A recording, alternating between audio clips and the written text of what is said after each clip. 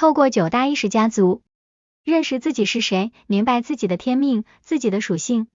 根据赛斯资料，九大意识家族可以帮助我们认识自己，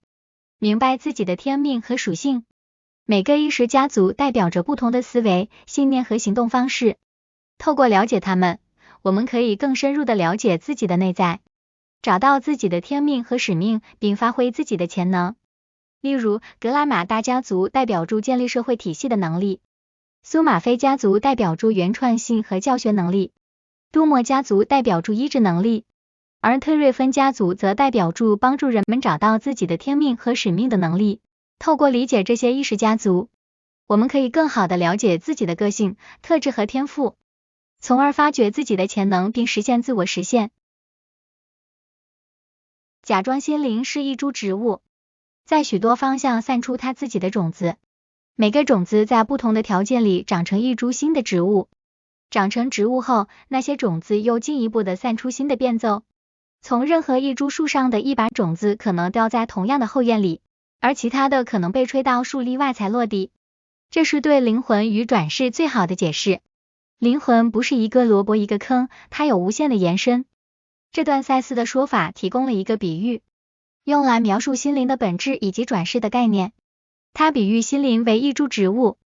而心灵所散发出的种子则代表住灵魂的延伸。每个种子都会在不同的环境下成长为一株新的植物，并且再次散播种子，让灵魂得以继续延伸。这个比喻强调了灵魂的无限延伸和不断的变奏，与一般人对灵魂的固定定义和身份认同不同。同时，这也暗示住转世的概念，因为每个种子可能会掉在不同的地方，代表着灵魂可能会转世到不同的生命中继续成长和演进。对等人物，假想全我或超灵是一个首长，而在每100年中全我会派来5个对等人物活在地球上，所以对等人物是来自同一源头。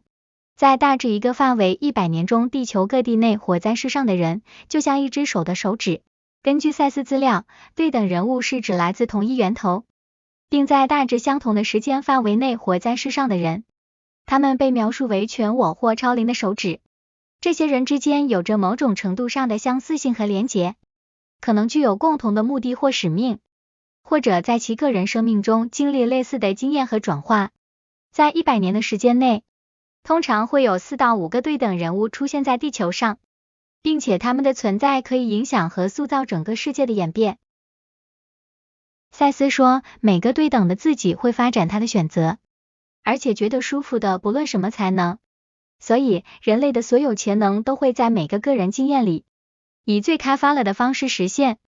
而科学与艺术及体能上的所有面都会被探索。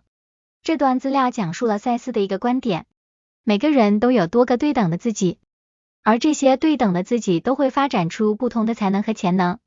根据这个观点，每个人都可以在自己的经验中，以最开发了的方式实现自己的潜能，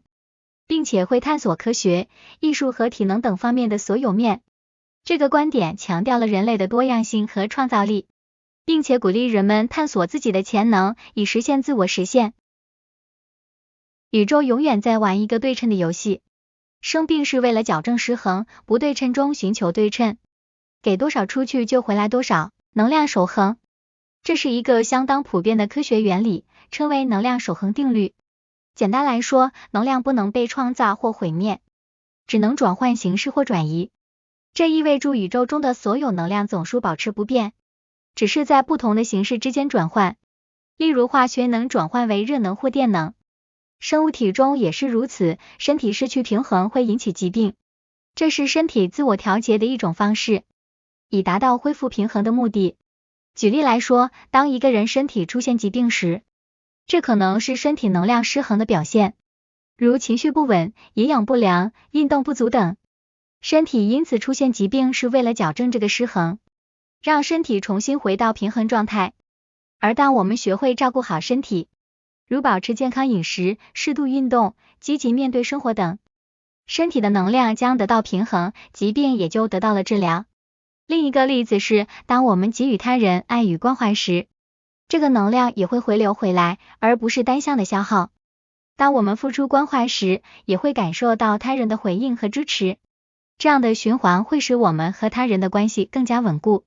因此，我们可以认为宇宙是一个充满能量的对称系统，我们所给予的会得到回报，